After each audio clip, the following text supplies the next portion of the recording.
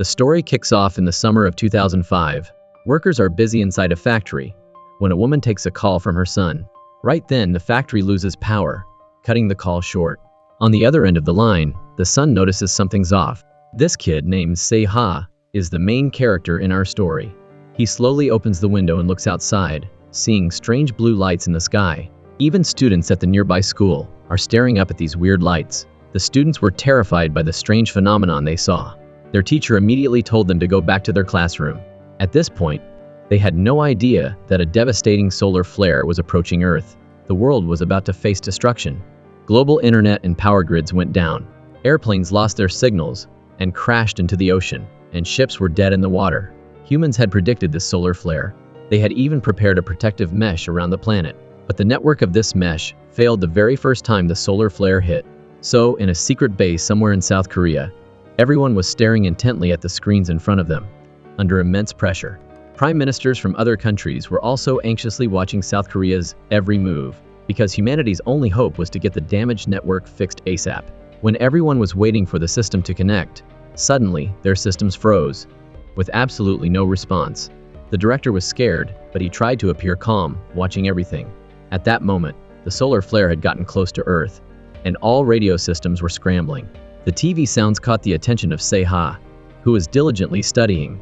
Turns out, the TV signal had just restored itself. He quickly opened the curtains and noticed some strange lights that were fading away. It turned out the network repair, which had failed, inexplicably connected itself again, and South Korea had once again saved the world and all of humanity. The successful activation of the defense system filled everyone with joy. A woman arrived in an empty room. She knew that, given the circumstances, it was impossible to repair the system in such a short amount of time. Someone else had to have helped, she thought. Before the moment passed in a flash, it was 2022, and Se-ha was working in the secret base. One day, he went to the convenience store and bought a trash bag. As he was about to drive home, he realized there was blood on his hand. The bag of garbage bags he had just bought also had blood on it.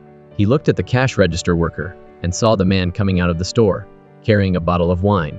Se-ha remembered the cashier acting weird earlier. He was getting ready to get out of the car to check things out, kinda curious and nosy, and went into the store. The moment he opened the storage room door, he saw something horrifying. He immediately pulled out his phone and called the cops to investigate. The police showed up super quick, and Detective Se-byuk took a look around. Then she picked up some scissors, and in her head, she started playing out exactly what the killer must have done. At the same time, the other officers pulled up the security footage of the victim and the killer talking. Since Se-ha was the only witness, they kept him there to ID the suspect. Just by watching a video of someone taking apart a gun, he could already picture himself doing it, copying every single move perfectly. Suddenly, the news flashed on TV, and it was about the store clerk who was murdered today. Seeing the victim's family completely break down, Se-ha felt a pang of sadness, because it brought back memories of his mom's accident over 10 years ago. Meanwhile, cops followed clues from the crime scene and tracked down the killer's place. They busted into the house, but the killer was already gone. Just then, Se-byuk heard a noise from outside. She ran out and spotted the killer clinging to the wall right outside the window. Se-byuk lunges and grabs the legs of the murderer, but out of nowhere, someone throws a rope down to help the criminal escape. Se-byuk isn't giving up and starts climbing after him right away. But being a woman, she was naturally at a slight disadvantage, while the other cops could only watch from below, totally helpless. Finally, the murderer makes it to the rooftop first. They see him grab the rope and start violently shaking it with all his might, and Se-byuk almost gets thrown off. When everyone finally gets to the rooftop, they realize the criminal is gone. Turns out, the sneaky killer used the stairs to get over to the other side of the building. With no other option, the group is left to scatter and search everywhere for the murderer. Suddenly, the camera cuts to underneath a car. Turns out, that's where the culprit was hiding the whole time. A moment later, he slowly crawls out from under the car, and a gun is pointed right at his head. He had no idea that Se-byuk had been waiting there for him. Just as she's about to bring the guy in to face justice, a mysterious woman comes out of nowhere and shoves Se-byuk to the ground. By the time Se-byuk can react, the culprit has already bolted. Se-byuk gets back on her feet and goes after the mysterious woman. Seeing things weren't going too great, Se-byuk saw her chance and punched the woman, but only managed to knock her hat off. The mysterious woman then just vanishes into thin air. Se-byuk is completely stunned. She can't believe what she just saw. Waiting for the other teammates to arrive, Sai-byok grabs the baseball cap that the mysterious woman left behind and hands it over to them. But Ji-yu isn't buying any of Sai-byok's story. So, Sai-byok kept something to herself. She doesn't tell Ji-yu about the strand of hair she found inside the cap because she wants to investigate this ghost's identity and catch them on her own. Our main guy, Se-ha, shows up to work like any other day and starts digging through the internal system, searching for police reports on yesterday's case. He finds out about the mysterious woman's bizarre disappearance. Maybe everyone else thinks Sai-byok is crazy, but Se-ha lived through the solar storm thing when he was a kid. He wanted to know who this ghost was. But why would a ghost that hadn't been seen for over a decade suddenly show up now? And why was she helping a murderer escape? Se-ha's head is spinning with questions. At the same time, Detective Sai-byok is using computer software to reconstruct the ghost's face. Turns out, these guys are agents from some super secretive agency in South Korea. They don't care who they piss off, and they act like they own the place, even walking in and out of local police stations like they're nothing. They barge into the meeting room and flat out announce they're taking over the case of the murdered store clerk. Then, they have the nerve to seriously ask for information about investigator Sai-byok. Meanwhile, the deputy director of the agency is asking around, trying to find out where Sai-byok is. Ji-yu's got no choice but to spill where Sai-byok went. Hearing this, Se-ha and Eo-jin jump in a car and peel out. Meanwhile, Sai-byok already got the DNA results back on the mysterious woman. But the lab tech tells her something completely unbelievable. The doctor says the DNA data is super weird. If you compare it to normal bone structure, it's like this ghost joints are all dislocated. No normal person could live like that. Sai-byok's hit with this unscientific truth, and she's blown away. Then she looks at the wound on her arm, and the scene from last night flashes back. That ghost gave her that injury. Sai-byok gets back in her car, and as she's intensely reading the analysis, her boss, Ji-yu, calls. She orders her to stay put and wait for the agency guys to show up and hand over all the data. But Sai-byok ain't about to take orders. She floors it and drives away. Just then, Se-ha spots Sai-byok driving off. Without a word, he whips the car around and floors it, chasing right after Detective Jung Sai-byok. He finally manages to cut her off and force her to stop. Eo-jin, all pissed off, storms up to Sai-byok and demands she hand over the ghost DNA results. But Sai-byok is no pushover. This is her investigation, so why should she give it to them? Eo-jin can't argue with that. Seeing the tension between the two of them, Se-ha realizes something's up. So, he steps in, hoping Sai-byok will understand, and gently tries to convince her. Sai-byok finally cools down and hands the ghost report to Se-ha. But just as Se-ha's about to leave, he suddenly turns back and asks Sai-byok if she's read the report. Sai-byok, not afraid of anything, says, "So what if I did?" After hearing her answer, Se-ha and Eo-jin just drove away, totally defeated. Then they went to see someone at the forensics department. The doctor was super confused seeing them, but what threw him for a loop was that no matter how much he checked, he couldn't find any record of this management department thing. It was like a mystery he just couldn't solve. Meanwhile, after running all day, the murderer was exhausted. He was watching everyone else eating and having a good time, and he was practically drooling. He started stretching, getting ready to try and make some money, and he saw his chance to grab a wad of cash. The dude was all confused, wondering why he was patting his butt. Turns out, he didn't have anything on him. Where did all the money suddenly go? He looked up and saw that mysterious woman. He dropped his phone, didn't even care, and took off running. It was the same woman who saved him from Sai-byok the night before, and he even saw her vanish into thin air. But no matter how fast he ran, he couldn't get away from her. Then, she just jumped off the roof. Her body disappeared in a flash of golden light. Meanwhile, on the other side of things, Se-ha, the guy who saw documents about that mysterious woman, was getting grilled by the management department. They interrogated him over and over, asking the same questions a million times before they finally let him leave. After the investigators left, Se-ha noticed the deputy director was putting away some files about ghosts. Se-ha then made it a point to escort the deputy director to the elevator, but he had a plan. He was clocking the timing of everything. Later, back at his place, he started hacking into the management department's network. He managed to pull up an image of the deputy director, archiving those files. But he'd barely been in the system for a minute when the department's security system started tracing his connection, trying to figure out who was hacking them. Se-ha had no choice but to bail, yanking the plug to disconnect. Then, he dug through the trash he'd taken, hoping to lift fingerprints. But the deputy director was super careful. There was nothing. Se-ha was back to square one, alone. He went to the murderer's apartment, searching for any trace of the mysterious woman. He didn't even skip over looking through the trash. Just as Seha was searching everywhere for clues, he heard a noise behind him. He slowly walked up to a cabinet, but out of nowhere, someone rushed him and lightly pushed him to the ground. Seha thought it was the mysterious woman.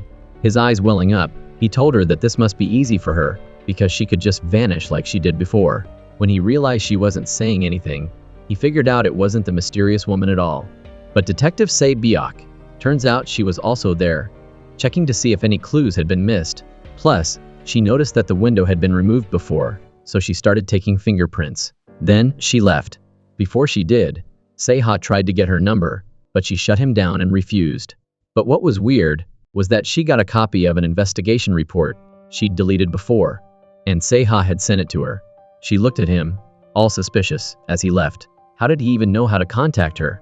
Meanwhile, the ghost they were looking for was stuffing her face with cake. Suddenly, her phone buzzed. She opened it up and saw a news article about a high-ranking government official taking bribes. But the date was June 18, 2022. The news was from the future. The guy giving the bribe was getting ready to hand over the cash to the official. Then, in the blink of an eye, the case of money in the trunk of the car just disappeared. At the same time, the mysterious woman was at home chilling, drinking soda. Next to her was the bribe money she'd grabbed from those criminals. She was about to relax on the sofa when her phone buzzed with a text. New mission in 10 minutes. This is all part of the Korean management department, and their job is to track down the ghost every single day. That day, they were welcoming some new search team members. Seha and the others looked super tense, watching the deputy director talking to them. Because Seha can read lips, he knew everything they were saying. And it was clear that the deputy director and those recruits weren't having a fun conversation. After the special search team left, the deputy director came out and told everyone that the convenience store worker case was going to be handled by the special team. She told them to stay out of it, said they had plenty of other stuff to do, and told them to get back to work. Then, she gave him the assignment to stay and guard the office.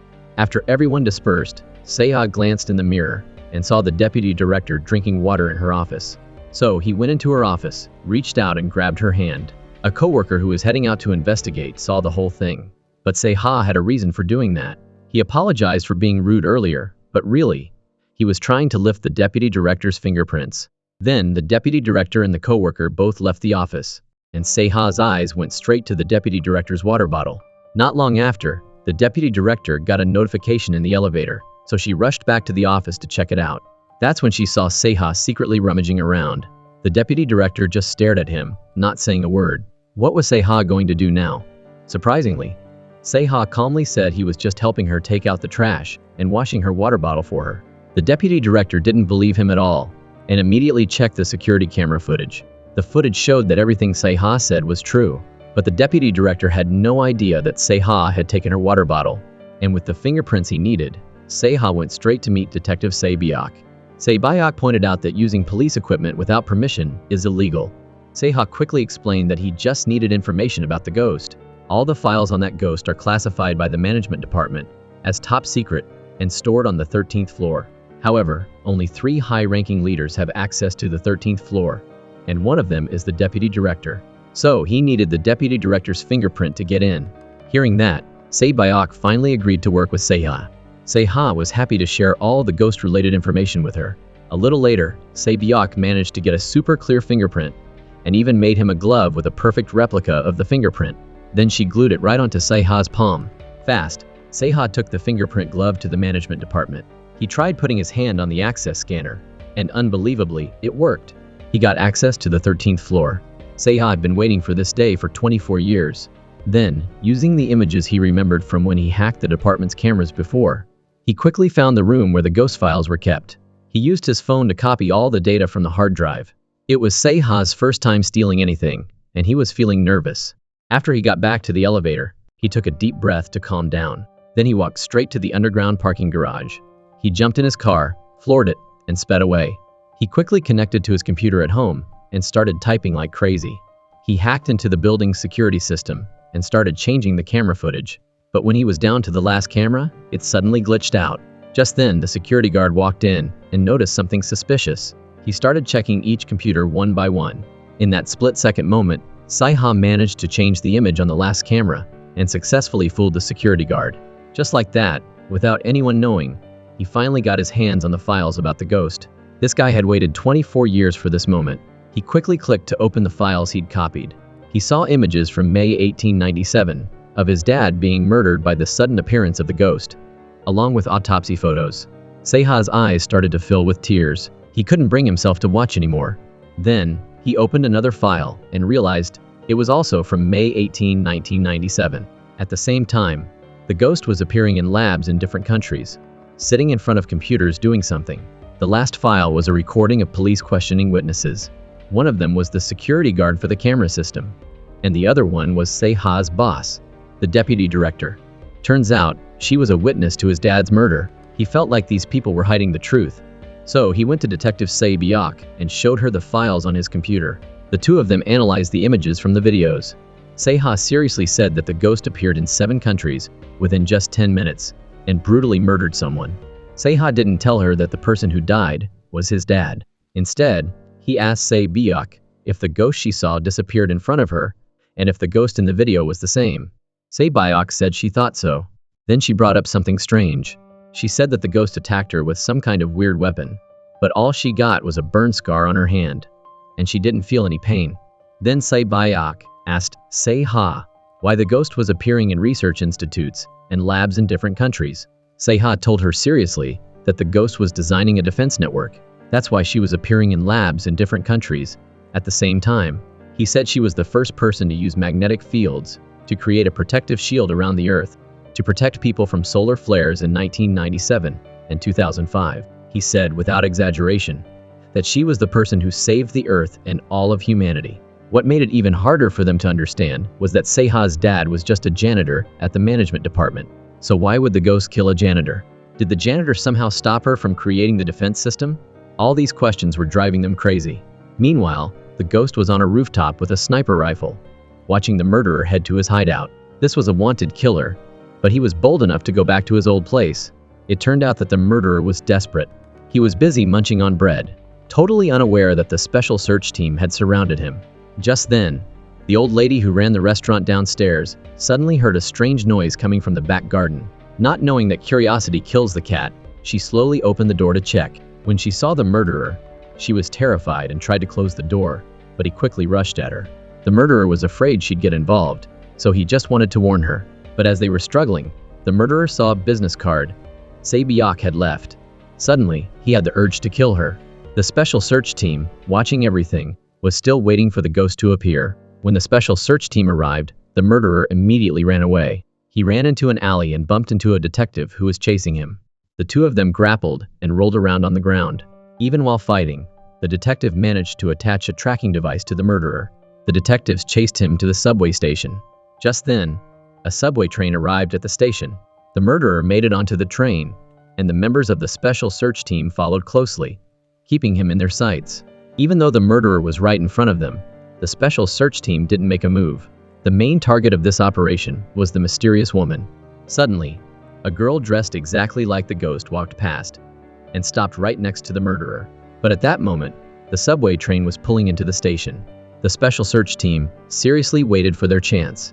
But when the subway doors opened, the murderer used the opportunity to run away. And the girl wasn't the ghost. On the other side, the murderer was still running like crazy. The team leader cut him off to surround and arrest him. Just as they were about to grab the murderer, space seemed to hit the pause button, and time reversed. The murderer was back on the subway train. 5 minutes earlier, he saw the mysterious woman, who ripped the tracker off his clothes and threw it on the ground. Seeing the mysterious ghost in front of him, the murderer just stood there, stunned. He knew that this ghost had saved him multiple times when he was in danger, so he didn't suspect anything and just followed her. At that moment, the special search team saw the tracker on the ground. The murderer followed the ghost into a tunnel. They kept walking, and then an iron gate fell from the ceiling. When he turned around, he saw that the ghost had quickly appeared outside the gate. Only then did the murderer realize he was trapped. The murderer went crazy, yelling at her to let him out, but it was an abandoned basement. No one would hear him even if he screamed his lungs out. It seemed like this ghost had her plan. Meanwhile, the head of the search team was getting yelled at by the director because they didn't catch the ghost, and the murderer got away. It was a total embarrassment for him. Then, he got a report from his subordinates that a member of the special search team was in trouble, so they went to the scene of the crime and found that the restaurant owner had been murdered by the murderer. As they were getting ready to take the victim to the hospital, Detective Se Byuk arrived at the scene. She tried to pretend to be the restaurant owner's daughter to check things out, but the head of the special search team saw through her lie and took Se Byuk to a room next door. When the deputy director of the management department arrived, the special search team handed Se Byuk over to her. The next day, Se-ha and Eo-jin went to ask Se Byuk why she was at the scene of the crime. It turned out that before the restaurant owner was killed, she called Se Byuk and told her about the murderer's actions upstairs. Se Byuk didn't know that the special search team was hiding nearby, so she quickly went to the scene. But she was too late. The restaurant owner had already been brutally murdered. This made Se Byuk incredibly angry. Then, another colleague of Se-ha came in to relieve Eo-jin. Se-ha went on to say that the management department didn't owe her an explanation. If Se Byuk acted on her own again and continued to interfere with things involving the ghost, she'd be fired and wouldn't be a detective anymore. Later, Se Byuk was released. On the drive home, she tried to find information about the restaurant owner's murder from the night before, but the special search team hadn't reported anything about the case. Se Byuk went back to the scene and, after talking to the neighbors, learned more about the restaurant owner, the members of the special search team, and where the ambulance had taken the victim the night before. Meanwhile, the deputy director was assigning them their next investigation. The murderer murdered 2 people at 7:28 p.m. and then took a northbound train from Songjae Station. The deputy director told her subordinates to check the footage from all the cameras at the subway station, and the special agents would check the security cameras first. At that moment, the murderer was still trapped in the tunnel, holding his phone up high, trying to get a signal. When he finally got a signal, you'd think he'd immediately call for help, but instead, he went online to look up all kinds of delicious food. When he got frustrated and sat down, he found something that could help him escape. The murderer was looking all around, trying to find a way out. After running to the subway station, he finally managed to get on a train. Just then, the ghost was coming back from buying food and saw that the murderer wasn't there anymore. She reached into her pocket, and time reversed again. It was 10 minutes earlier, and the murderer was once again trapped in the tunnel. On the other side, Se Byuk was transferred to another location by the director because she'd interfered in the ghost's case. Se Byuk was frustrated when she heard this, so she filed for leave and left the police station. She went to a hospital, but when she asked the doctor about the injured member of the special unit, the doctor kept his mouth shut and didn't reveal any information. Just then, Se-ha arrived. He pulled Se Byuk aside and went to ask about the condition of the special unit member himself. At first, the doctor didn't reveal any information, but when Se-ha said he was also a member of the management department, the doctor revealed the information he had. Also from the doctor, Se-ha learned that the special agent had been injured by some kind of strong electric shock. This finally confirmed that the ghost was involved in this case. Then he and Se Byuk got into the elevator and left the hospital. Before Se-ha left, he told Se Byuk the time and location where the murderer disappeared the night before. He also told her that, so far, she's the only person who's ever encountered the ghost and survived. This made Se Byuk even more curious about why the ghost spared her. Meanwhile, the director and deputy director were talking. The deputy director said she wanted to catch the ghost before she retired. That's why she'd been so persistent for the past 24 years. They agreed to work even more closely together to catch the ghost. If the director caught the person who created the grid, he wanted to ask them how time travel was possible. The deputy director also wanted to know what the future of humanity was, and why she had to kill the protector.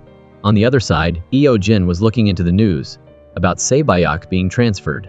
Se-ha saw the whole thing. Se-ha quickly opened his computer, logged into the management system, and found the documents about Se Byuk's transfer. Se Byuk's transfer made Se-ha feel guilty, so he called Se Byuk and asked to meet her after work to talk.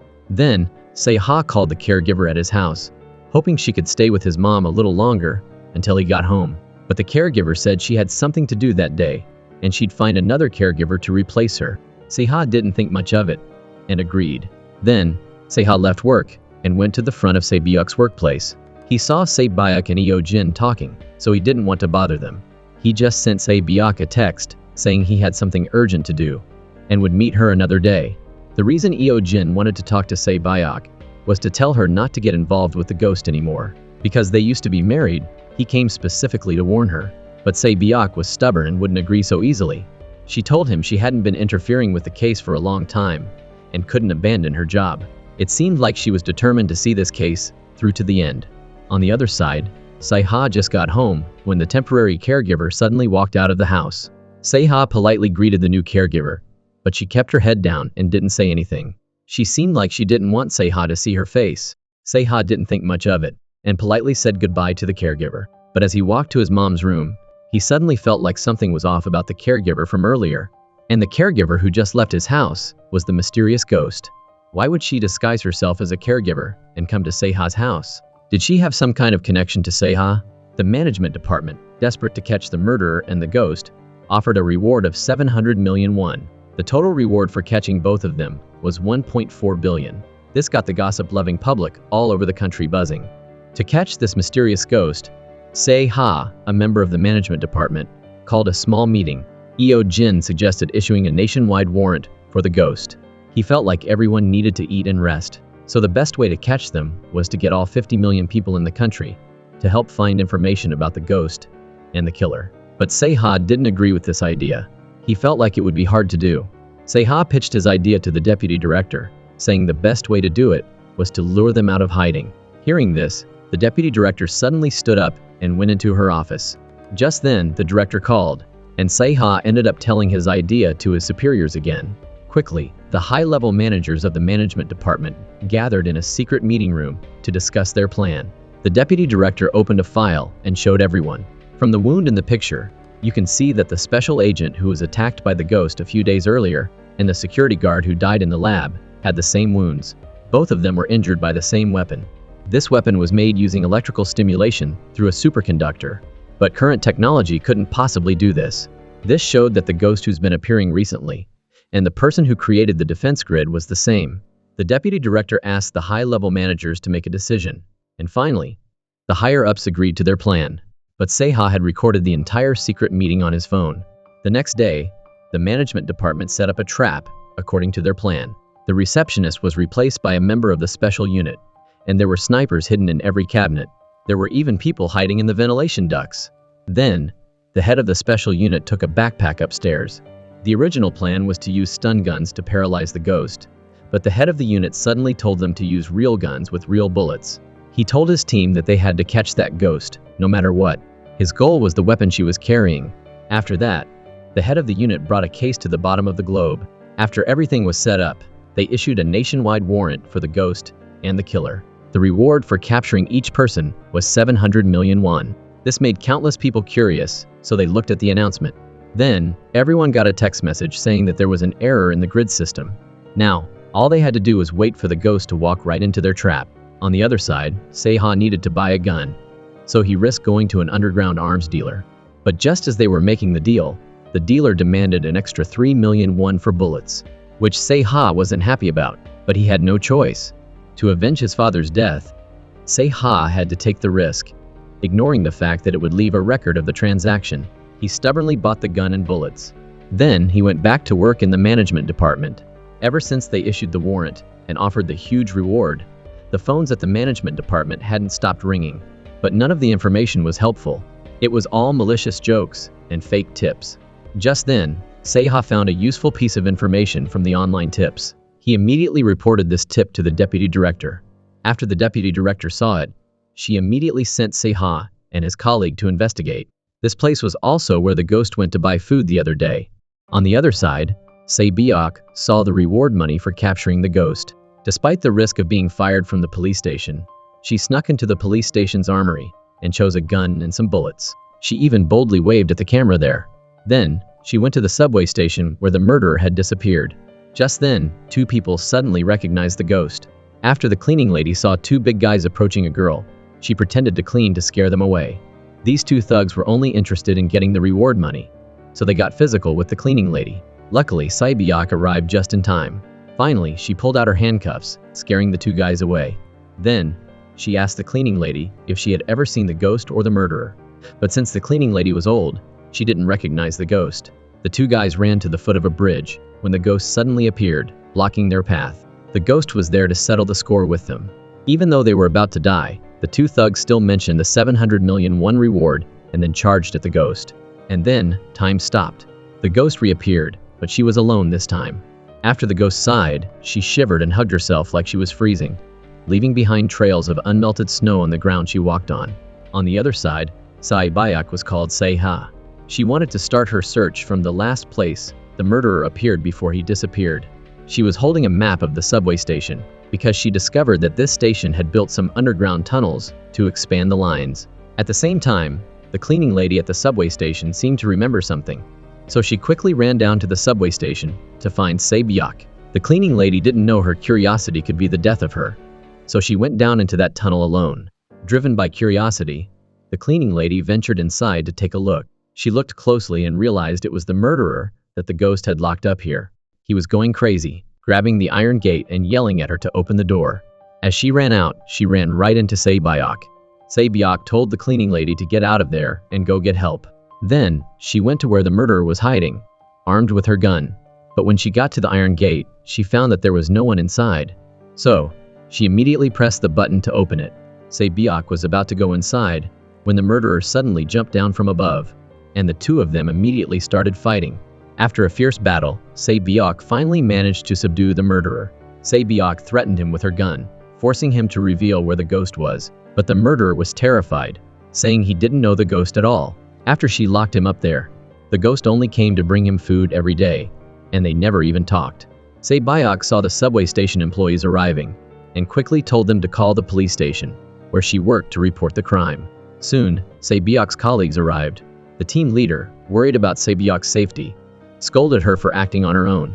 The team leader and a few others took the murderer away, but bystanders took pictures and posted them online. Even though Sae-byeok caught the murderer this time, the ghost didn't show up to save him like she had before, so Sae-byeok decided to stay in the basement alone and wait for the ghost to appear. On the other side, Seha and the deputy director had set up a trap, ordering all non-essential personnel to leave the management department. Just as everyone was waiting for the ghost to appear, Eo-jin came to announce that the murderer had been caught. This made the deputy director furious. She was worried that the ghost would go to save the murderer, so she wanted to bring the murderer back before the ghost arrived. That way, whether she came to save the murderer or to fix the grid, the ghost would walk right into their trap. So, the deputy director took Seha and Eo-jin with her. When they got to the police station, she made it clear that she wanted to take the recently captured murderer. The team leader had no choice but to hand him over. But just as they were about to leave, Sae-byeok got a message and rushed to the police station. Without saying much, she walked up and pointed her gun at the deputy director. She wanted to stop them from taking the murderer. The deputy director was experienced and knew Sae-byeok wouldn't dare to shoot. But Sae-byeok suddenly turned her gun somewhere else. She threatened to shoot the murderer. She wanted to stall for time because she knew that the management department was planning a move to capture the mysterious ghost. The deputy director couldn't waste time there. Finally, she had no choice but to agree to let her come along to the management department to watch the ghost get captured. Just like that, Sae-byeok followed the deputy director to the management department. But just as they got back to the entrance, the ghost appeared on the management department's security cameras. The management department's signal was immediately jammed, and the security guards in the camera room and the female employee immediately reported the situation to the special unit that was hiding. All the special forces were in position and watching the ghost's every move on the monitors. The ghost was disappearing and reappearing as she went to the grid control room. Seeing the advanced technology that she helped humanity complete 24 years ago, the ghost seemed to be thinking about something. She didn't see where the grid was broken. On this side, the higher-ups gave the order to the special forces team. But when they pulled the trigger, the ghost disappeared. The special forces soldiers were stunned. Just then, the deputy director and Sae-byeok were escorting the murderer back to the main hall when the deputy director got a call from her subordinate. The deputy director hadn't even finished the call when the ghost reappeared right in front of them. Sae-byeok quickly tried to shoot, but the deputy director grabbed her hand, stopping her. Unexpectedly, two special forces soldiers, who were lying in wait in the main hall, stood up, and each fired a shot at the ghost. Just as the ghost fell to the ground, the teleportation device in her hand flew out. When the special unit and the others arrived, they immediately subdued the mysterious ghost. Seha was still studying the teleportation device when the director suddenly reached out and demanded that he hand it over. Then he stood frozen in place, staring at the device in his hand. It wasn't until a subordinate called out to him that the director snapped out of it. It turned out that one of the special forces team's stray bullets had hit the deputy director, killing her on the spot. The female employee cried and accused them of murdering the deputy director. After Seha pulled his colleague away, he demanded that the special unit hand over their guns to prevent them from switching guns to destroy the evidence. Once they left, they would switch the guns and destroy the evidence. Finally, after a lot of arguing, the special unit reluctantly handed over their guns, under pressure from the director. Then, the director simply gave a few brief instructions and left, as if the deputy director's death had nothing to do with them. The nurse used a knife to cut open the woman's arm, ignoring her screams of pain. Right after, the nurse used tweezers to pull a small metal ball out of the ghost's arm. Everyone there was shocked. After looking closely, they realized it was a metal chip. The director of the management department quickly explained the function of the chip to the Minister of National Defense. He guessed that the chip could convert nerve signals into electronic signals, and then, through the teleportation device, turn them into motor signals. If they had both of those things, they could teleport through space and time. The only problem was, they didn't know exactly how to use the device. Seha, who was standing nearby witnessing everything, read the lips of his superiors and understood the whole conversation. Then, everyone saw the minister off. The director left Eo Jin behind to interrogate the ghost. Eo Jin was forced by the director, so he had no choice. He grabbed a large, long syringe and directly stabbed it into the ghost's neck. The ghost was shaking and sweating cold during the injection process.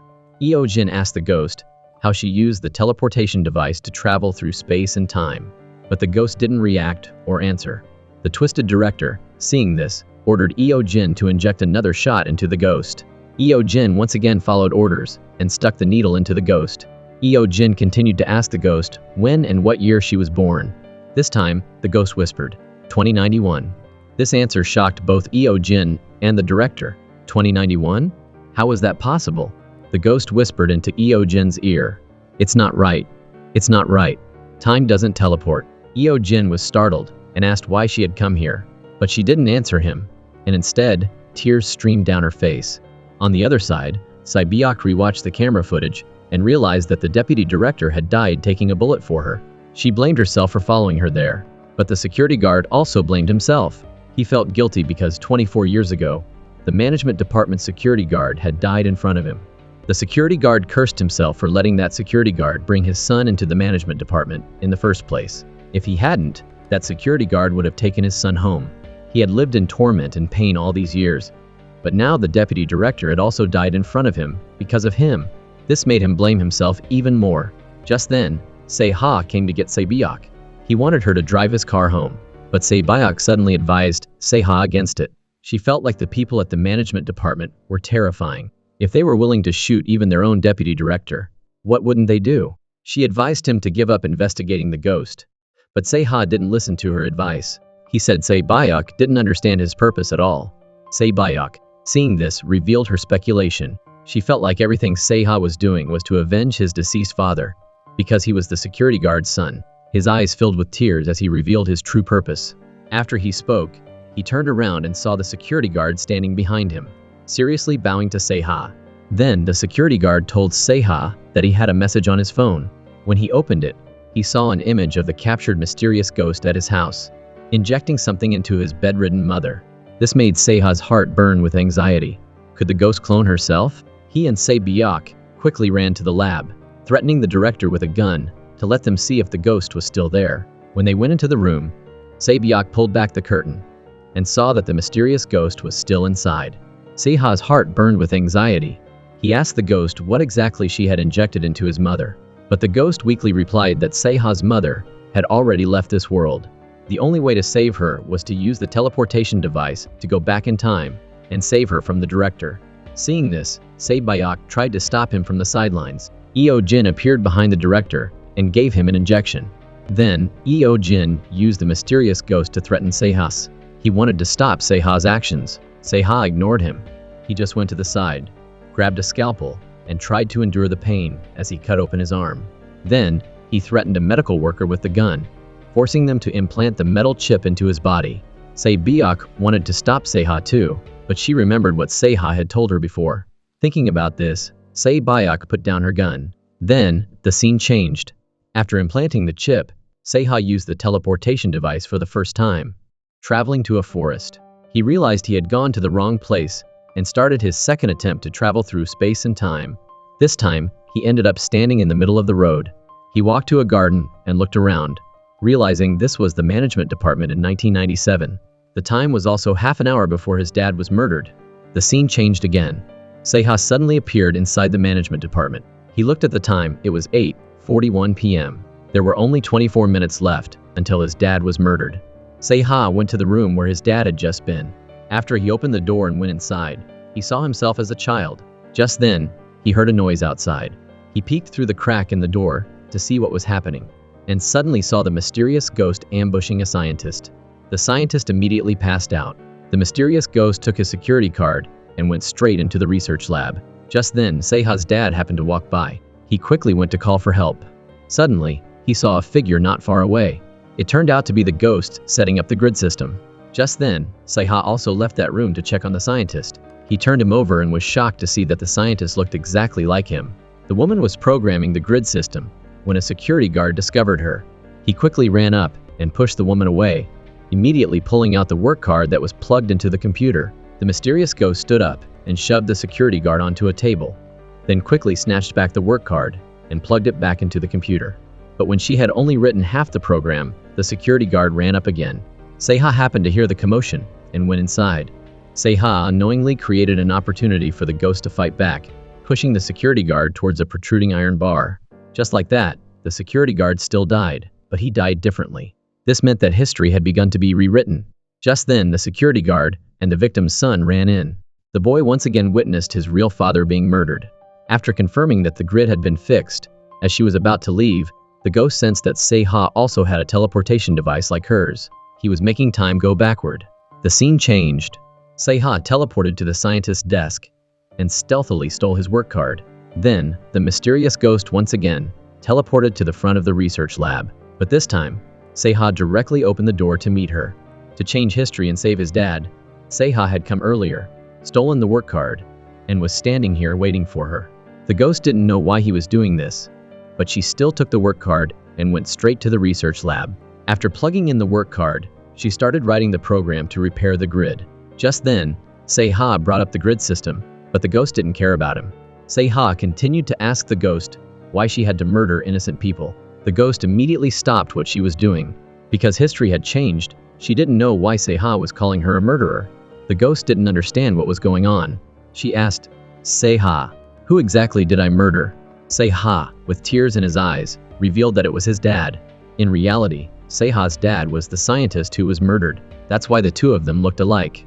That's also why he had always wished he could turn back time to investigate why his dad had died. After turning back time, the first time, he also learned that the ghost had murdered his dad for the work card.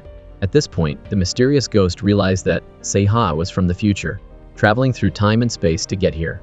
Because Seha had changed history, the security guard who was supposed to die in the main hall was fine. The grid system repair program also hadn't been completed, so the ghost suddenly collapsed to the ground. Seeing this, Seha quickly held her in his arms. The ghost, taking advantage of the last moments she could still speak, told him the final commands for the grid system. Seha started programming, according to what she said, but before the ghost could finish speaking, she turned to dust in Seha's arms. As she completely disappeared, the computer started beeping. Seha saw that the grid system hadn't been fixed, so he quickly stood up and started studying it. After a while of programming, he realized that even a period or a comma was wrong. Seha once again didn't know what to do. Finally, he gave up on finishing the grid system program. He time-traveled back to his house in 2021. But this place wasn't his house anymore. The house felt very strange to him now. He traveled through space to the management department, where he worked. As a result of history being changed, the management department wasn't the same place he used to work anymore. Everything had changed. Before he could figure out why, the sun shone on him, causing him pain. Seeing this, Seha quickly went into a hidden corner and time-traveled back to 2005, to the factory where his mom worked. After asking around and confirming that his mom didn't work there, Seha finally breathed a sigh of relief. Maybe, because he had changed the past, his mom wouldn't become a vegetable. Just as he was about to leave, the alarm went off again. He looked up and saw all the electrical wires were on fire. Seha didn't have time to think. He ran into the factory, guiding people to safety and leading them down to the basement. It turned out that a solar flare had occurred, sending scorching solar winds towards Earth. This was also causing all sorts of dangerous natural disasters all over the world. Because of Seha's actions to change history, the grid system hadn't been fixed. This was causing humanity to face a series of dangerous natural disasters. Seha felt incredibly guilty. Then, he time-traveled back to 2021 and used the Citizens Registry computer to check. Finally, he found his home address. When Seha got home, he was immediately surprised by his house. Before he could admire the luxurious house, a middle-aged woman called him. The woman looked at Seha and called his name. Seha stood there, stunned for a moment. This was his mom, who had been in a coma for 2 years. He enjoyed the happy life he had always dreamed of, with both his mom and dad. The next day, he watched his parents getting ready to go to work. Seha didn't want to be away from his parents for even a minute. He followed his parents to their factory, but when he got there, he realized that the reason his family was so rich was because they were producing medical supplies and medicine. And the regular workers here all seemed to have burn scars to some degree. These burns were all caused by the solar flares. He was curious and went to his desk to check things out. He discovered that his dad had researched a way to use radio waves to reduce radiation pollution. He was even called the doctor who saved humanity. That day, Seha went to the sauna with his dad and ran into the previously wanted murderer, who had changed jobs and was working there. Seha looked at him, deep in thought. He was curious and followed him to check out the murderer's workplace.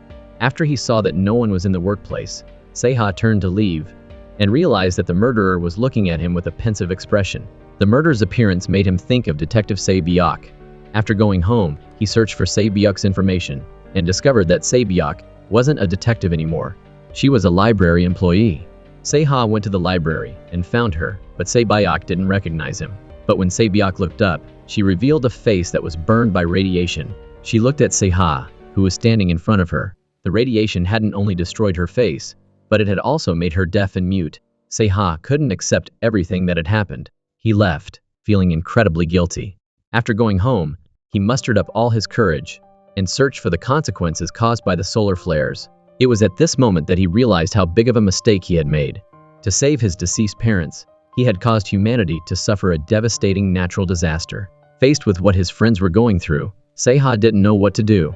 Then, he stood between his parents, hugging them both while apologizing. Even though he was reluctant to press the button on the teleportation device, he still chose to go back to 1997. Once again, he stole his dad's work card. He went to the research lab. This time, he didn't wait for the mysterious ghost to appear. Relying on the memories from the last time he saw the ghostwriting program, he started studying and programming the grid system himself. But at this critical moment, his dad suddenly appeared. The scientist wanted to pull the work card out of the computer to stop Seha. Seeing this, Seha quickly said that he was the scientist's son. The scientist, hearing a stranger say his son's name, immediately started fighting with Seha. He just wanted to stall for time, waiting for the repair program to finish running. Just then, the security guard heard the commotion and went inside. Seeing two men who looked exactly alike standing in front of him, the security guard just stood there, stunned. Seeing this, Seha planned to use the teleportation device to redo everything, but the scientist rushed to stop him. Unexpectedly, Seha also made the same mistake as the mysterious ghost and accidentally murdered his dad. It seemed like this part of history wasn't easy to change. The security guard, terrified, quickly ran from the scene of the crime. Just then, the security guard's son ran up and bit Seha. Seha, hurt by the bite, swung his hand and accidentally injured the security guard's son. Seha was now helpless. He started time traveling again. This time, he went back to when the ghost was injecting his mom. Seeing this, the ghost immediately left. In the blink of an eye, time shifted to when she was helping the murderer escape. Seha quickly followed right after her. He just wanted to know how he could change the outcome. He realized that as long as he saved the people who were supposed to die, the grid system wouldn't get fixed. The ghost only knew that she had taken action against the security guard and Seha's dad out of necessity. The ghost advised Seha not to try to change history. But Seha brought up the ghost's illness. He guessed that as long as the security guard didn't die, the ghost would turn to dust. This time, he understood why the ghost had killed a simple security guard. Seha watched as everything unfolded as it was supposed to. Se-byuk caught the murderer hiding under the car. The ghost reappeared to help the murderer escape. But just as the murderer ran past Seha, he noticed that the murderer in this reality had an injured eye. Could this murderer be the security guard's son? Once again, he pressed the button on the teleportation device. Just then, he saw the ghost knocking out the scientist. But this time, the ghost didn't leave the scientist lying there. She dragged him into the research lab. Just then, the security guard was passing by with his son. It was 9:02 p.m. Seha realized that this time was different from all the previous times. Then, he went to the research lab and saw the ghost gradually becoming weaker. Seha made a decision.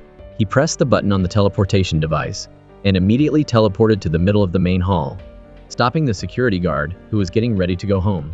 The security guard grabbed a fire extinguisher, preparing to fight back, when the ghost suddenly appeared, preparing to ambush him. The security guard reacted quickly, directly knocking the ghost to the ground. The ghost was already incredibly weak. She was gradually disappearing.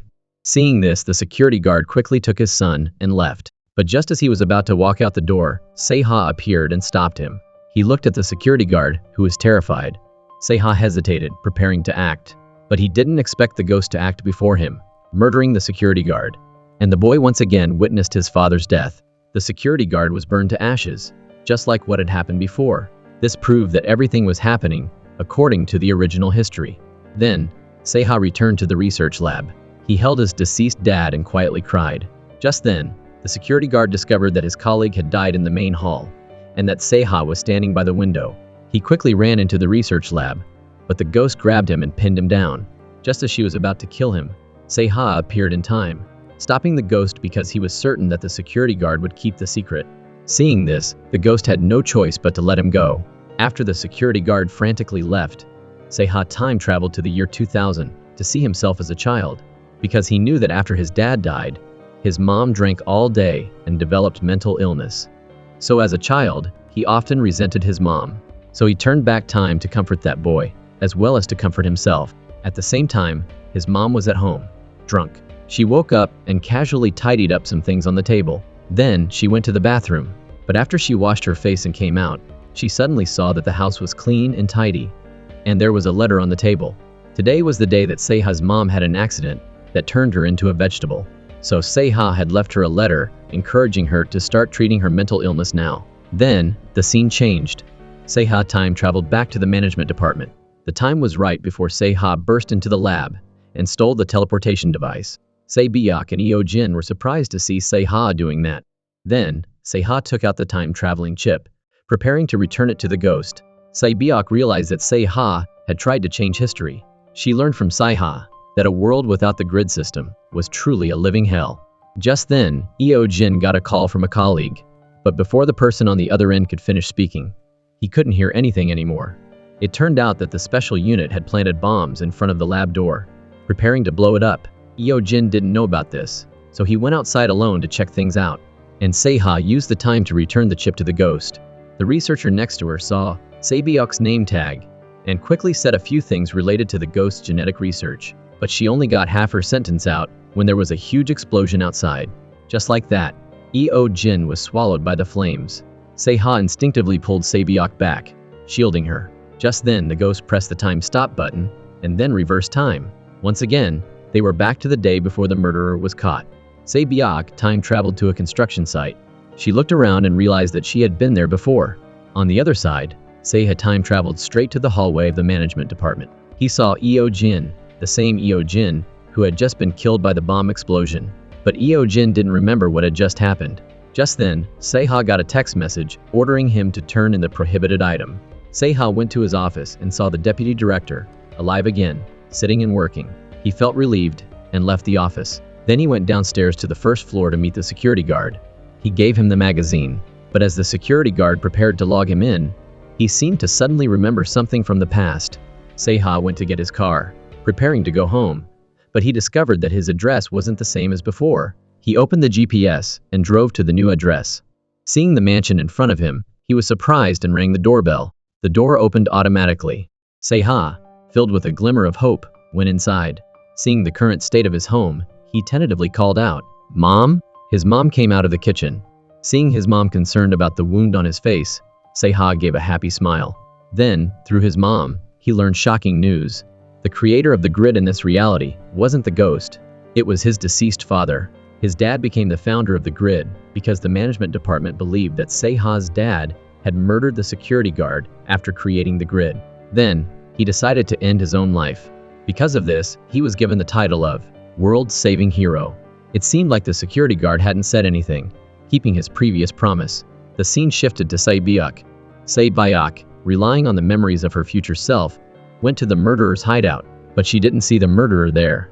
The soda and snack wrappers on the table proved that the ghost and the murderer had been there for a short time. She discovered a body behind the steps. It was the cleaning lady from the subway station. Se-byok sadly looked at the cleaning lady, who had died because of the changes to history. Then she collected some samples from the victim's body and put them away. Just then, the deputy director of the management department arrived with her subordinates. Se-byok saw the deputy director and remembered the scene of the deputy director getting shot and killed. Then, she looked at Eo-jin and remembered the scene of Eo-jin being killed by the bomb explosion. Se-byok had witnessed their deaths firsthand, so her attitude when talking to them was much gentler. Relying on her memories and what she had experienced before, she carefully analyzed the scene of the crime for everyone. After the deputy director listened, she immediately called the special unit to investigate the murderer's whereabouts. The deputy director was curious about how Se-byok knew the murderer's hideout, but Se-byok used the excuse that she was investigating from the last place the murderer appeared. The deputy director was detail-oriented and wasn't easily convinced. She even thought that Eo-jin had been providing information to Se-byok. Before the deputy director left, Se-byok hoped the deputy director would personally look into the ghost's case. Then, Se-byok took the cleaning lady's family home. She let the old man ride in her car, and Eo-jin, seeing this, also got in her car. Then, the ex-boyfriend showed up uninvited, and Eo-jin wanted to take the old man home with Se-byok. After Se-byok, the deputy director, and everyone else left, the camera focused on the rooftop. The ghost was standing there, quietly watching everything. She went to the murderer's hideout. After looking around, she discovered the cleaning lady's shoes. She wanted to turn back time and save the cleaning lady, but she suddenly gave up on this idea, because she knew that no matter how history was changed, someone would always lose their life. That evening, the murderer was sleeping on a bench in the park. He had a dream about the ghost and the cleaning lady he murdered. The dream woke him up, and it was a good thing he woke up, because a group of Special Forces soldiers had come to find him. The murderer quickly hid inside the slide, using all his strength to hold himself up. The Special Forces soldier outside was looking at the slide and seemed to realize something. He slowly sat down and shined a flashlight inside. Was the murderer about to be captured again? The scene shifted, and Se-byok went to Se-ha's house to find him. Se-ha was curious about how Se-byok could find his house, but Se-byok said that they had lived there before. They analyzed the images that had been extracted from the cameras on the 13th floor. All of this was Se-byok's memory after history had been changed. So Se-ha had no idea about the things that had happened in this reality. Then, the two of them started talking about Se-ha's time traveling and changing history. Se-ha said that he had constantly tried to change history, but the results were never what he wanted. Also, time travel could only go back to the past, not to the future. Because the future hadn't happened yet, it was impossible to surpass the original timeline. Se-byok then brought up the murderer killing the cleaning lady at the subway station. But Se-ha felt like history was repeating itself and revealed that the murderer was the security guard's son. The two of them quickly concluded that the murderer and the ghost were related by blood. The next day, the deputy director went to the orphanage to investigate the murderer and happened to see Se-byok walking out. The deputy director asked the head of the orphanage and learned that they had found the murderer on the street and taken him in. He was scared and wouldn't talk, so they named him Kim Ma-nak, but the murderer's original name was Lee Shi-won. Se-byok had been the one to tell the director this information. Then, the deputy director took out a composite sketch of the ghost. After learning that she hadn't come to ask about the murderer, the deputy director was puzzled and got in her car. It made her think. How could a small-time detective have more information than the management department? She suspected that Se-byok was getting information from inside the management department. She immediately called Eo-jin into her office. After probing for a while, she quickly concluded that Eo-jin didn't know anything about this. Then, she turned her attention to Se-ha's desk. From her subordinates, she learned that last night, when Se-ha left the management department, he was covered in blood, like he had just been in a fight with someone. Also, the alarm had gone off at that time. This made the deputy director realize something, because she knew the management department's alarm system was very strict. She quickly pulled up the security footage from last night. She found that Se-ha, who was standing and talking on the phone, had suddenly fallen to the ground. Then, she pulled up the security footage from 1997 to compare. She found that the two Se-ha in the two videos had the same clothes and injuries. The deputy director immediately understood everything. She quickly called the security guard and asked what the prohibited item Se-ha had been carrying was. But the security guard didn't tell the truth. He lied to trick the deputy director because Se-ha was his savior. That's why when they met last night, even though he recognized Se, he didn't report him. He quickly texted Se-ha. On the other side, the deputy director went directly to Se-ha's house. The deputy director asked Se-ha how he could go back to the past, but after only saying a few words, Se-ha directly expressed his dissatisfaction with her. He was angry because the management department had released false information, claiming that Se-ha's dad had died from overwork while creating the grid. So, he hated the management department for not releasing the real reason for his dad's death. The deputy director told him that if that was the case, who should they say was the creator of the grid? The ghost? Se-ha questioned the deputy director back. So you were just using my dad? Just then, the deputy director got a call from Eo-jin. Eo-jin told the deputy director that while pulling up the security camera footage of the office, he discovered that the murderer had appeared at a community center and had now been captured by the special unit. Se-ha also reported the murderer's arrest to Se-byuk. Then Se-ha tried to say something else, but Se-byuk said she had another very important call. It turned out that the doctor had gotten the results of the ghost genetic test. After testing, they discovered that the ghost genes had returned to normal. But there was another shocking piece of news. The doctor discovered that the ghost and Se-byuk were related by blood.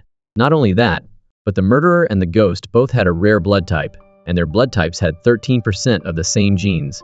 If you put them in chronological order, the murderer was most likely the ghost's great-grandfather, and Se-byuk was most likely the ghost's great-grandmother. After Se-byuk heard this, her head was spinning. After hanging up, she walked to her car like a zombie. In her head, she saw images of her fighting the murderer, and the cleaning lady being murdered by the murderer. She couldn't understand how it was possible. Could she have a child with the murderer? She was walking and thinking, and almost hit a pedestrian. After regaining her composure, she wanted to prevent everything from happening. She had her way of solving things. Quickly, the murderer was escorted to the management department by the special unit. But just as they got to the lobby, the security guard used the excuse of registration to stop them from going inside. Just then, the deputy director and Se-ha arrived as well. The deputy director called out the murderer's name. The murderer thought she was mistaking him for someone else and didn't care. But the deputy director pointed at the door and mentioned the security guard murder case from 1997. The murderer looked in the direction she was pointing and finally remembered the memories of what had happened in 1997. After the deputy director kept pushing him, everything slowly appeared before his eyes. Then, the deputy director pulled Se-ha over there, so the murderer could see if he had met Se-ha back then. The murderer looked at Se-ha. Images of himself as a child appeared in his head, but he remained silent. The deputy director thought the murderer didn't recognize Se-ha. As she told the special unit to take him away, the murderer suddenly rushed at Se-ha and grabbed him by the neck. The deputy director told her subordinates not to interfere and just observe the surroundings, waiting for the mysterious woman to appear. But Se-ha wasn't someone to mess with. He kicked out with his leg, sending the perpetrator flying off him. The murderer tried to get up and continue attacking Se-ha, but Eo-jin rushed in and pinned him to the ground. Just like that, he remembered the person who had murdered his dad. Unfortunately, the mysterious woman didn't appear. Just as the director was about to interrogate Se-ha, Se-ha took the initiative to reveal everything. He also revealed that he had returned the teleportation device to the mysterious woman. After the director heard this, he flew into a rage and scolded Se-ha. He felt like Se-ha had thrown away a great opportunity to change humanity's fate. However, the deputy director was very interested in how the ghost was captured. She asked Se-ha what the management department's plan had been back then. How had they captured that mysterious woman? Se-ha told the deputy director that they couldn't use that method again. The director worried. If she knows everything, what are we supposed to do? Then, the director called the medical personnel to examine Se-ha. After the two of them went outside, they couldn't believe what they had heard, but they also couldn't find a reason not to believe Se-ha. Se-ha, who could read lips, was carefully watching everything they were saying, but the doctor who was checking his health seemed to have discovered a foreign object in his body. On the other hand, Se-byuk desperately went to the management department alone, but she was stopped by the special unit, who wouldn't let her in. Luckily, Eo-jin arrived in time and stopped her. Se-byuk wanted to find the murderer and ask him some questions. She even wanted to murder the man who might have a child with her. After being persuaded by Eo-jin, Se-byuk had no choice but to leave. At the same time, the murderer was taken to a basement used to imprison criminals. Then, they secretly attached a tracking device to his clothes. They knew that if they monitored the murderer too closely, the mysterious woman wouldn't appear. So they intentionally created an opportunity for the murderer to escape, to lure the mysterious woman to show up. Just as Se-byok was driving away, the murderer ran past the back of her car, but a motorcycle that was driving blocked her view. The murderer, who was supposed to be discovered by Se-byok, managed to escape Se-byok's sight, and the woman driving the motorcycle was the mysterious woman. As for the employees at the management department, they were all armed and prepared to go fishing. Se-ha was also being used as bait, and he was chasing after the murderer too. The murderer was now running through a small alley when he was suddenly bumped into by a man wearing a hooded jacket. But the murderer didn't care and quickly got up to continue running. At that moment, the deputy director was in the command center. She was using the tracking system to monitor the murderer's every move. The special unit also followed the tracker's signal and found their target. But when they found the tracking device that was sending out the signal, they saw that it had been thrown into a toolbox. At the same time, Se-ha, who was walking alone down a deserted street, got a message saying they had lost track of the murderer. And the murderer was hiding in a corner in front of Se-ha, watching his every move through a gap. In his head, he saw images of Se-ha and the mysterious woman murdering his father. Then he picked up a stick next to him, gripping it tightly with both hands, trembling. But he accidentally bumped into a wrench. Se-ha was about to leave when he heard a noise and turned around. The murderer, completely losing it, gripped the iron bar tightly and charged at Se-ha, attacking him in the stomach with the bar. Just as the murderer was about to strike again, the Special Forces team appeared in time and surrounded him. They used a tranquilizer gun to knock the guy out cold. Se-ha, unable to endure any longer, collapsed to the ground. He remembered the words that the ghost had said to him in 1997. It turned out that when he was talking to the ghost back then, Se-ha had learned that he would die in the future. That's why he had time traveled back to the day his mom had the accident and became a vegetable, helping her change her future and avoid becoming a vegetable with no one to care for her. Back in the present, tears streamed down Se-ha's face. He looked at the blue sky and white clouds and kept calling out his mom's name. He slowly closed his eyes and left this world. On the other side, the mysterious woman's face showed great sorrow. But suddenly, she sensed a powerful force controlling time. She noticed that the birds flying in the sky and the people playing in the park had suddenly stopped. She quickly pulled out the teleportation device to check it. She saw that she hadn't activated it. She stared ahead as if she had realized something. After time stopped for a few minutes, everything returned to normal. But time was now back to when the murderer had just escaped from the management department. But this time, unlike before, the mysterious woman didn't drive her motorcycle to shield the murderer's escape. Se-byok also happened to see the murderer running out from inside. She chased the murderer to that small alley, but happened to meet Se-ha. The two of them chased the murderer to that deserted street. The two of them stopped and talked. The murderer, who was hiding in the corner, was watching them through a gap. Se-byok lamented that she couldn't kill the murderer herself. The murderer, hearing this, got angry, picked up the iron bar next to him, and charged out. Just as he raised the iron bar, preparing to strike down, time stopped running again. The mysterious woman suddenly appeared. Everything had stopped. As she was about to press the button on the teleportation device to return everything to normal, she discovered that a stronger power was controlling everything. Everything around her returned to normal, and she reached out and grabbed the murderer's hand. Just then, a blue light flashed past her. Another mysterious man appeared. In the next second, the two of them disappeared together. Then, when they reappeared, they were chasing each other, playing a teleporting game through different spaces, and finally stopping in a library. These two people, both from the future, stared each other down. The mysterious man pressed the button on the teleportation device first, so as not to affect the people who were reading. The two engaged in a fierce fight, directly teleporting from the library to an empty railway track. Just as they were fighting, the mysterious woman turned, put her arm over his shoulder, and wrestled him to the ground. Then, she immediately teleported to the middle of the railway track, knocking away the mysterious man's teleportation device. Just as the mysterious woman was preparing to attack, a train came rushing towards them. The two of them teleported away from the tracks. On the other hand, because time had returned to normal, the tragedy was unavoidable. Se-ha, to protect Se-byok, didn't hesitate to step in front of her. He was knocked down by the murderer wielding a wrench. Just as Se-byok fell to the ground, she used the opportunity to shoot the murderer. The murderer slowly fell to the ground, reuniting with his grandparents. Immediately, tears streamed down her face. She cried out in anguish, repeating, "Se-ha, hold on." But Se-ha couldn't escape the clutches of death. He finally took his last breath in Se-byok's arms. The other members of the management department hearing the noise, ran over and saw that Seha was dead. They couldn't believe their eyes and stood there frozen. Just then, the deputy director in the command center reminded Jin that the mysterious woman was right next to him. He saw the mysterious woman staring intently at him. At the same time, the special unit arrived and pulled out their stun guns, firing at the mysterious woman. But before the 2 bullets could even reach her, time stopped again. It seemed like an even greater power was controlling everything. The mysterious woman and the mysterious man directly teleported next to Seha. They saw Seha's blood flowing backward like a miracle. This meant that time was flowing backward. The mysterious man used his power to create a barrier, protecting Seha, so Seha could be inside the barrier, unaffected, and could peacefully take his last breath. The mysterious woman wasn't idle either.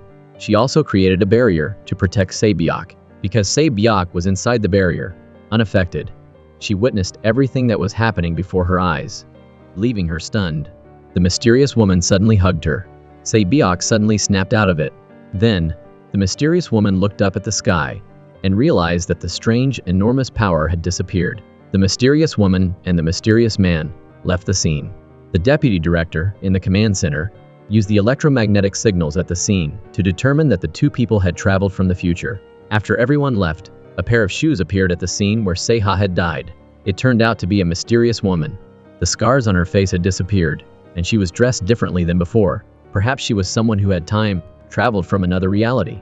Initially, Seha was buried right next to his dad's grave. Sae-byeok met up with Jin. The 2 of them drank a few bottles of alcohol and talked about the time travel experiences that Seha had told Sae-byeok about. The 2 of them talked for a while and started arguing. Of course, there was no after-credits scene. The scene changed, and time skipped ahead to a year later. Sae-byeok had given birth to a daughter. Who the father was, we don't know. As she was holding her baby, gazing blankly, she realized that the scene in front of her was the same image she had seen when the ghost attacked her. Just then, Jin rushed over and told Sae-byeok to take her daughter and leave with him. He told her that danger was approaching. Then, he said Sae-byeok's daughter's name. Sae-byeok was confused. Why did Jin know her daughter's name? But Jin said that Sae-byeok had told him these things. Sae-byeok was now confused and didn't know what was happening. On the other side, because the deputy director had discovered the 2 ghosts, she was quickly promoted to a key position in the management department. She even created a special unit to capture the mysterious woman. But just as she was standing in the middle of the office, a special energy from the sky came crashing down, directly causing the 2022 management department to explode. This was the end for those who only cared about their interests. After that, the year 2005 was also blown to dust.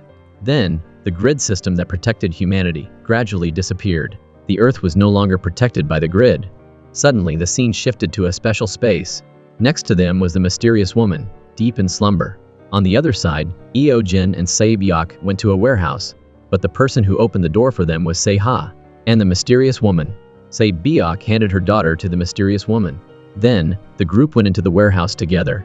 It seemed like they were preparing for a battle against the villains, using every trick in the book to protect the grid system. And that's the end of the movie. If you liked it, give me a thumbs up and subscribe to the channel, so I'm motivated to make more awesome videos. For now, goodbye, and I'll see you next time.